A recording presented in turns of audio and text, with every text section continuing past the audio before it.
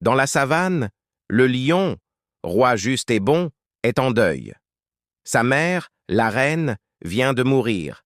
Pour les funérailles, il convoque tous ses sujets, du plus grand au plus petit. L'ordre est clair, tout le monde doit pleurer. Que le chagrin soit sincère ou non, des larmes doivent couler pour honorer la mémoire de la reine-mère. Et les animaux s'exécutent. La hyène, habituellement ricanante, pousse des sanglots déchirants. L'éléphant, le grand éléphant, laisse couler de grosses larmes le long de ses joues. La girafe incline son long cou en signe de tristesse. Même la petite pintade est là, le cœur lourd. Et puis, il y a le phacochère. Lui, il ne pleure pas, il hurle sa douleur, se roule par terre, faisant un spectacle de son chagrin. Tous les animaux sont présents, unis dans ce deuil royal.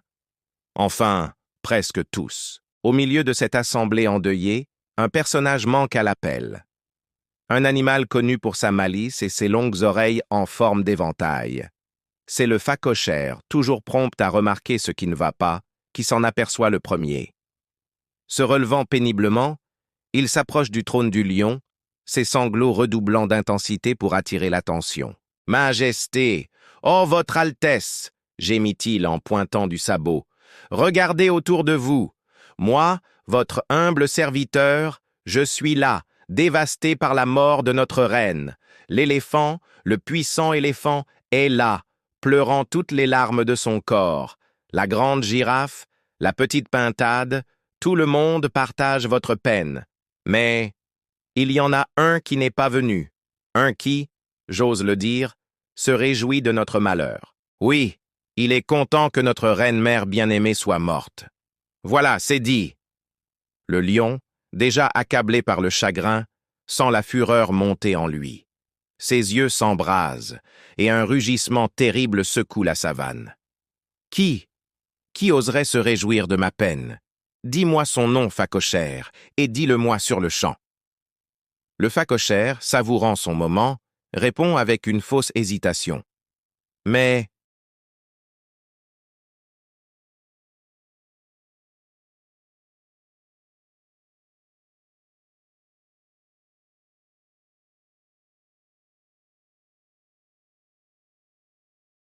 dans la foule, une petite âme courageuse a tout entendu. La pintade, l'amie fidèle du lièvre. Profitant de l'agitation et du chaos provoqué par la fureur du roi, elle s'envole discrètement. Battant des ailes à toute vitesse, elle file droit vers le terrier de son ami pour le prévenir du terrible danger qui le menace. Arrivée à bout de souffle, elle crie « Petit lièvre, vite! Le phacochère t'a dénoncé au roi! Il a dit que tu te réjouissais de la mort de la reine-mère. Le lion est fou de rage, il a ordonné qu'on te capture. Si tu ne fais rien, tu finiras dévoré tout cru avant le coucher du soleil. » Le lièvre, qui somnolait tranquillement, écoute attentivement son ami. Un petit sourire malin se dessine sur son museau. Loin de paniquer, il la remercie chaleureusement.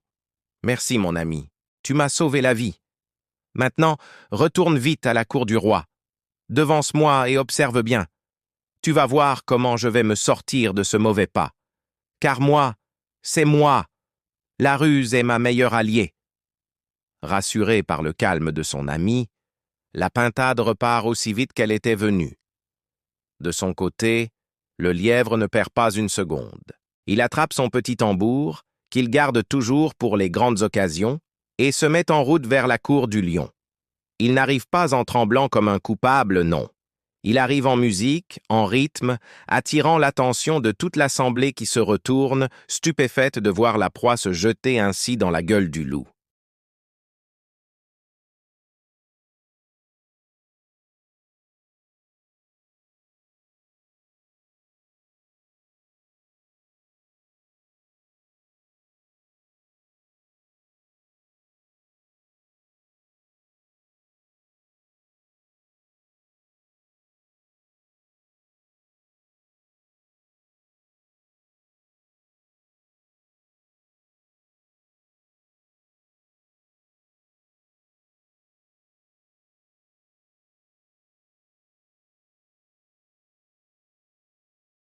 La colère laisse place à la suspicion. Il gronde sourdement. Petit lièvre, approche, viens me répéter ta chanson à l'oreille. Le lièvre s'exécute. Il s'agenouille devant le roi, et cette fois, de vraies larmes de peur et de soulagement coulent de ses yeux. En chuchotant, il répète « Regardez, regardez le phacochère, il a les dents dehors. » Dans l'esprit du lion, le doute n'est plus permis. Le lièvre pleure sincèrement, tandis que le phacochère arbore ce qui ressemble à un rictus moqueur. C'est donc lui, le traître, c'est lui qui se moque de la douleur du roi. La fureur du lion, un instant détournée, revient en force, mais change de cible. D'un bond prodigieux, il se jette sur le phacochère, le griffant, le mordant, avec une rage inouïe. Il le secoue si violemment qu'il lui arrache tous les poils de la peau. Le phacochère, qui voulait juste se faire bien voir, reçoit la punition la plus terrible. C'est ainsi que se termine notre histoire. Et c'est pour cela, dit-on au Mali, que même aujourd'hui, les vieux phacochères ont la peau nue, sans aucun poil, en souvenir du jour où l'un d'eux a voulu paraître plus malin que le lièvre. J'espère que ce conte vous a plu. La morale est simple. La médisance et la fausse dévotion se retournent souvent contre ceux qui les pratiquent.